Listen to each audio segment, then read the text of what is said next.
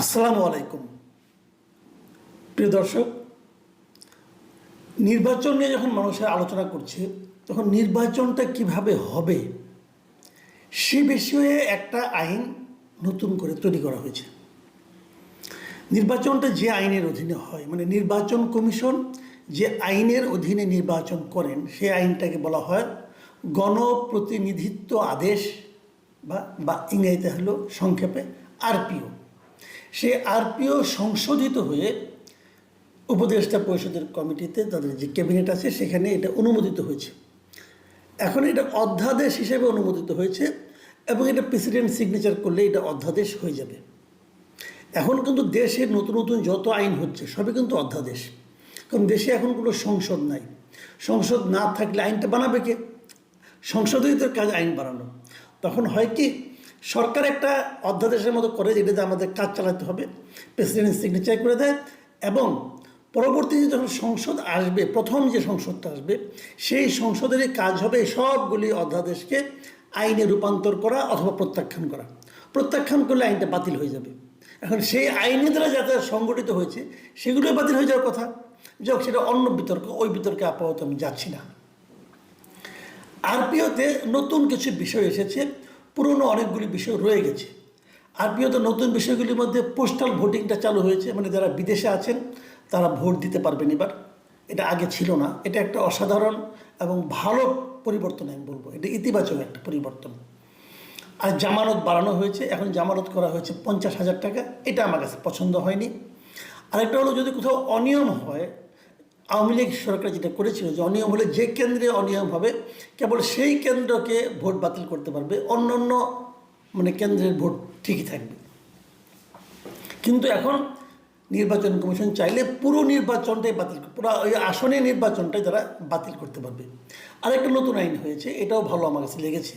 যদি আদালতে কেউ ফেরারি হয়, মানে যদি পালিয়ে থাকে, মানে মামলা হয়েছে সে আদালতে হাজিরা দিচ্ছে না, পালিয়ে আছে, তাহলে সে নির্বাচন করতে পারবে না।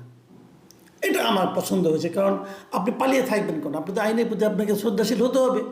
আপনি হাজিরা দেন, যদি জেলে থাকবেন আপনি জেলে থেকে নির্বাচন করতে পারবেন, কিন্তু আপনি পালিয়ে থাকবেন কেন? কাজে এটাও আমার কাছে, এটা নিয়ে বিতর্ক হবে আমি জানি, কিন্তু তারপরে আমি মনে করি এটা মন্দের ভালো। নিয়ম তো আর একদিনের জন্য হয় না, নিয়ম তো অনেক দিনের জন্য হয়, সেটা ভালো। যে বিষয়টা নিয়ে সবচেয়ে বিতর্ক হয়েছে সেটা হচ্ছে যে যদি কেউ জোটবদ্ধ হয়ে নির্বাচন করে, জোটের অংশ হয়, তাহলেও সেই দলকে, যারা জোটের মধ্যে ঢুকবে আর কি, সেই দলটাকেও তার নিজের প্রতীকে নির্বাচন করতে হবে। জোটের অন্য কোনো দলের প্রতীক সে দিতে পারবে না। যেটা নাকি আগের বার আওয়ামী লীগের আমলে তখন কি ছিল, যে নৌকা মার্কার সঙ্গে জোট করলো রাশেদ খান মেনন, উনি ওনার দলের প্রতীক বাদ দিয়ে নৌকা মার্কা নিয়ে নির্বাচন করলেন। আওয়ামী লীগের সঙ্গে জোট করলো জাসদ, হাসানুল হক ইনু সাহেব নিজের মশাল প্রতীক বাদ দিয়ে নৌকা মার্কায় ভোট করলেন এবং জিতে আসলেন। কিন্তু এখন কথা হয়েছে, তখনও সেটা অপশন ছিল, আপনি ইচ্ছে করলে আপনার প্রতীকও নিতে পারেন, আমাদের জোটেরটাও নিতে পারেন, এরকম একটা নিয়ম ছিল। কিন্তু এখন নিয়মটা হচ্ছে যে না, আপনি যদি জোট করতে পারেন, কোনো সমস্যা নাই, কিন্তু আপনিকে আপনার নিজের দলের প্রতীক নিয়ে নির্বাচন করতে হবে।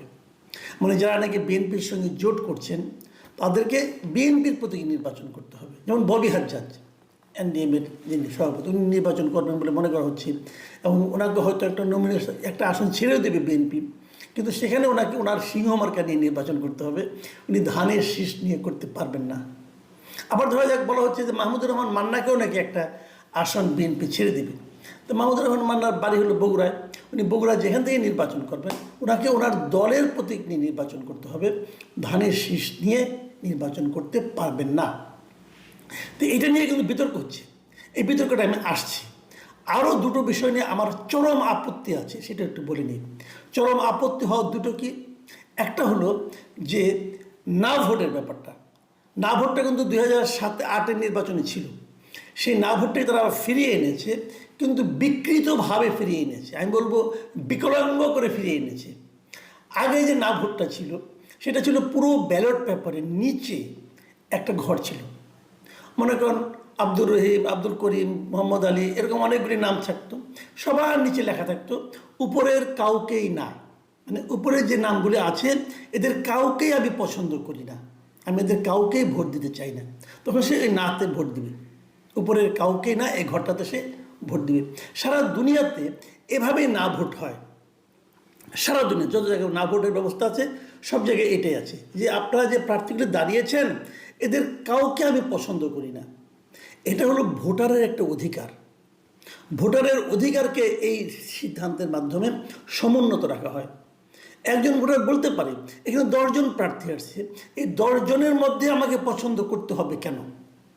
আমি এই 10 জনের একজনকেও পছন্দ যদি না করি তবুও কেন আমাকে একজনকে ভোট দিতে হবে? কাজে আমার জন্য একটা অপশন থাকুক যে আমি এদের কাউকে ভোট দেবো না, আমি বলবো এদের কাউকে আমার পছন্দ না, হতেই পারে।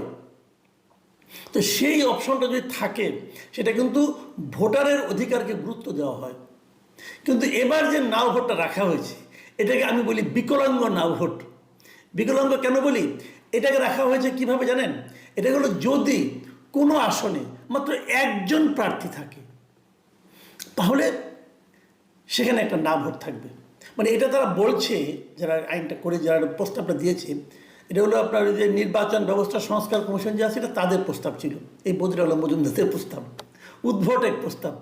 ওনাদের প্রস্তাবটা হলো, ওনাদের বক্তব্যটা হলো যে 2014 সালে আওয়ামী লীগ অনেকগুলি আসনে কিন্তু বিনা প্রতিদ্বন্দ্বিতা নির্বাচিত হয়েছিল। সেই ধরনের বিনা প্রতিদ্বন্দ্বিতা যাতে কেউ নির্বাচিত না হতে পারে সেটাকে ঠেকানোর জন্য এই না ভোট তারা ইন্ট্রোডিউস করেছেন।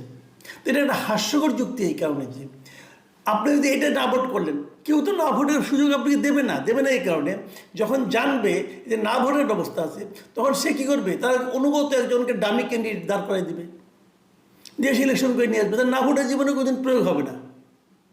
তবু তারা করেছেন কেন? যদ্দূর মনে হয় যে আওয়ামী লীগকে মাথায় রেখে করেছেন।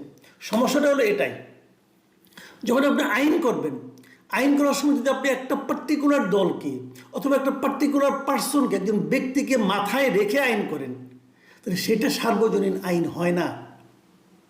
আমি যদি বলি এই যে আপনারা সমস্ত আসনেই না ভোটের ব্যবস্থা রাখেন নাই, এটাও আওয়ামী লীগকে মাথায় রেখে রেখে রেখে আপনারা করেছেন, বলবেন কিভাবে? সেটাও বলছি। তাদের মধ্যে একটা ভয় কাজ করে, সেই ভয়টা হলো যদি সবগুলি আসনেই না ভোটের অপশন থাকে, যদি আওয়ামী লীগের লোকেরা যে না ভোট মেরে দেয় তাহলে যদি না ভোট অনেক জায়গায় বিজয়ীও হয়ে যেতে পারে। তারা হয়তো এই ভয়টাই পেয়েছে যে এত ভোট দেখা যাবে যে যে জিতছে একজন জিতবে, সেকেন্ড হবে না ভোট, তাহলে তো বেজ্জতির চূড়ান্ত। বেজ্জতি তারা হবে কি হবে না সেটা তাদের ব্যাপার, কিন্তু একটা ফিগার তো আসবে, লোকজন তো দেখবে, লোকজন তো হাসাহাসি করবে যে কি এমন নির্বাচন আপনারা করতেছেন, যাদেরকে নির্বাচনের বাইরে রেখেছেন তারাই এখানে সংখ্যাগরিষ্ঠ হয়ে যাচ্ছে।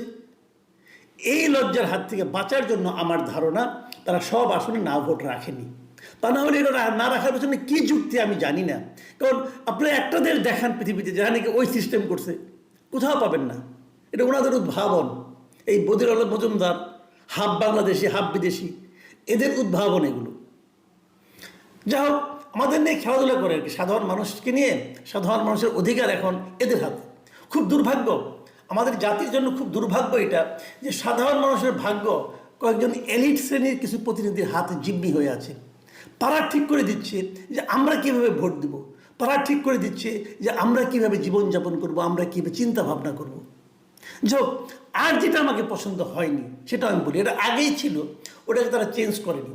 সে আগে কী ছিল, এটা নির্বাচন কমিশন চেঞ্জ করেনি আর কি। সেটা হলো যে যদি স্বতন্ত্র প্রার্থী হয়, বাংলাদেশে এখন যে নিয়ম, যদি কেউ স্বতন্ত্রভাবে প্রার্থী হতে চায় তাকে 1% ভোটারের স্বাক্ষরযুক্ত একটা আবেদনপত্র নিয়ে আসতে হবে। মানে 1% ওই এলাকায় যত ভোটার, যেমন ধরা যায় আপনার 3 লক্ষ ভোটার আছে, তাহলে 3000 মানুষের স্বাক্ষর আপনাকে সংগ্রহ করে নিয়ে আসতে হবে, যে 3000 লোক বলবে যে আপনাকে প্রার্থী করা হোক। এই যে নিয়মটা, এই নিয়মটা হলো আরেকটা উদ্ভট নিয়ম। আমি মনে করি এটা একটা বেআইনি নিয়ম। এই কারণে যে আপনি 3000 লোকের স্বাক্ষর নেবেন, তাহলে 3000 লোক যে আমাকে সমর্থন করলো অথবা একজন স্বতন্ত্র প্রার্থীকে সমর্থন করলো, এটা কি প্রকাশিত হয়ে গেল না? তো ওই লোকগুলির ভোটের যে গোপনীয়তা সেটাকে লঙ্ঘিত হলো না? হলো তো।